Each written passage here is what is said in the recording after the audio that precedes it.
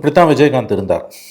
அவர் 2 தேர்தல்களில் தனியாக நின்றுட்டு குறைஞ்சபட்சம் அசம்பிளி எலெக்ஷன் அளவுகோலாக வச்சோன்னா ஒரு அசம்பிளி எலெக்ஷனில் தனியாக நின்றுட்டு 2வது அசம்பிளி எலெக்ஷனில் ஜெயலலிதாவோட போய் சேர்ந்தார். இதே மாதிரி தான் கடைசி வரைக்கும் அவரும் பேசிகிட்டு இருந்தார். 2005 கட்சி ஆரம்பித்து 2006 அசம்பிளியில் அவர் மட்டும் நின்று ஜெயிச்சு கலைஞர் சிஎம் ஆன பிறகு 2009 மக்களவைத் தேர்தலில் பீக்கு 10% ஓட்டு வாங்கி சைபர் ஆகி 2009க்கும் 2011க்கும் நடுப்புற 2 ஆண்டுகள் இருக்கும் பொழுது மக்களோடும் ஆண்டவனோடும் தான் கூட்டணி என்று சொல்லி தன் தலைமையில் தான் கூட்டணி என்று திரும்ப திரும்ப திரும்ப சொன்னவர் 2011 அசம்பிளி எலெக்ஷனுக்கு மார்ச் மாதம் அசம்பிளி எலெக்ஷன் பிப்ரவரி எண்டு அல்லது மார்ச்சில் அவர் போய் சேர்றாரு. அதற்கு அந்த முடிவுக்கு ஒரு வாரம் முன்பு கூட அவர் தன் தலைமையில் தான் கூட்டணி என்று தான் பேசிக்கொண்டார். ஓகே, அவ்வளோ தூரம் இது பண்ணாரா? அவ்வளோ தூரம் இருந்தார்.